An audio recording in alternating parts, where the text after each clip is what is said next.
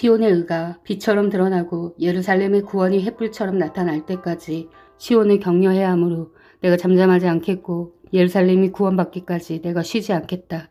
이방 나라들이 내게서 일가 이루어지는 것을 볼 것이다. 모두 왕이 내가 받은 영광을 볼 것이다.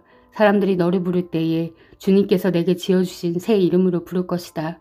또한 너는 주님의 손에 들려있는 아름다운 면류관이 될 것이며 하나님의 손바닥에 놓여있는 왕관이 될 것이다.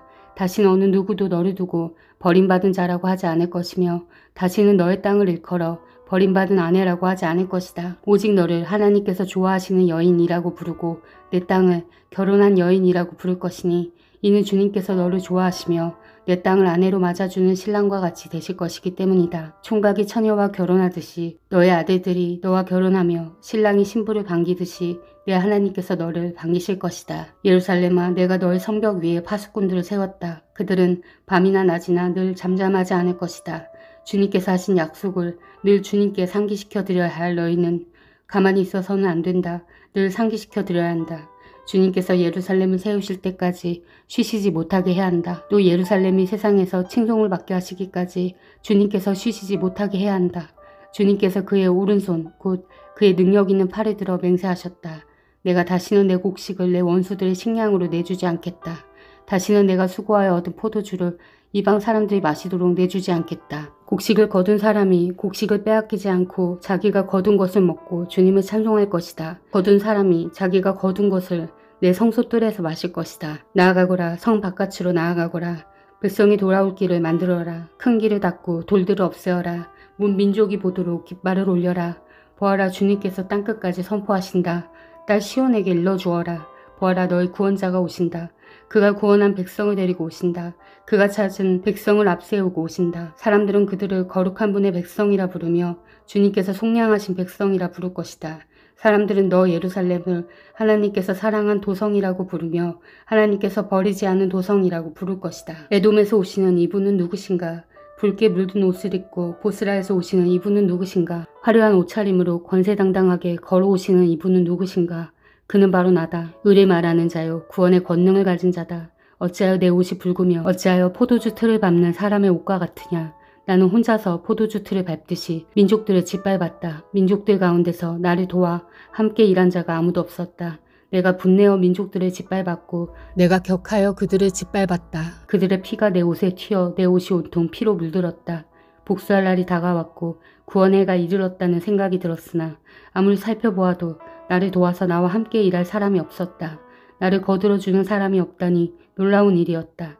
그러나 분노가 나를 강하게 하였고 나 혼자서 승리를 쟁취하였다. 내가 분노하여 민족들을 짓밟았으며 내가 진노하여 그들을 취하여 비틀거리게 하였고 그들의 피가 땅에 쏟아지게 하였다. 나는 주님께서 베풀어 주신 변함없는 사랑을 말하고 주님께서 우리에게 하여 주신 일로 주님을 찬양하였습니다. 주님께서 우리 모두에게 베푸신 은혜, 그의 긍휼과 그의 풍성한 자비를 따라서 이스라엘 집에 베푸신 크신 은총을 내가 전하렵니다.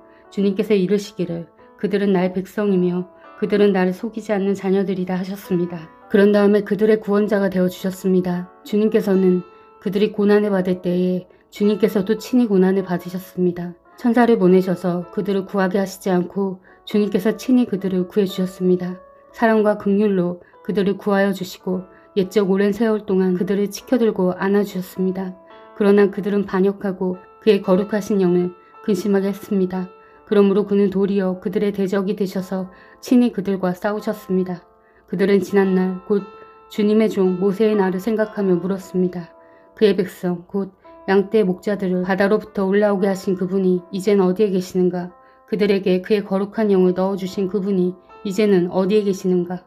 그의 영광스러운 팔로 모세를 시켜서 오른손으로 그들을 이끌게 하시며 그들 앞에서 물을 갈라지게 하셔서 그의 이름을 영원히 빛나게 하신 그분이 이제는 어디에 계시는가?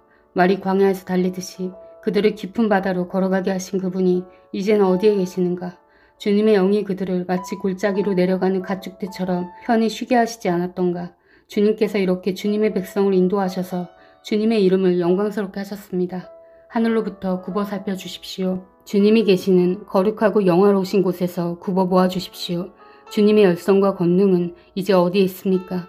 이제 나에게는 주님의 자비와 긍휼이 그쳤습니다. 주님께서는 우리 아버지이십니다. 아브라함은 우리를 모르고 이스라엘은 우리를 인정하지 않는다 하여도 오직 주 하나님은 우리의 아버지십니다. 옛적부터 주님의 이름은 우리의 속량자이십니다. 주님, 어찌하여 우리를 주님의 길에서 떠나게 하시며 우리의 마음을 굳어지게 하셔서 주님을 경외하지 않게 하십니까? 주님의 종들, 곧 주님의 유산인 이 지파들을 보셔서라도 돌아와 주십시오. 주님의 거룩한 백성이 주님의 성소를 잠시 차지하였으나 이제는 우리의 원수들이 주님의 성소를 짓밟습니다. 우리는 오래전부터 주님의 다스림을 전혀 받지 못하는 자같이 되었으며 주님의 이름으로 불리지도 못하는 자같이 되었습니다. 주님께서 하늘을 가리시고 내려오시면 산들이 주님 앞에서 떨 것입니다.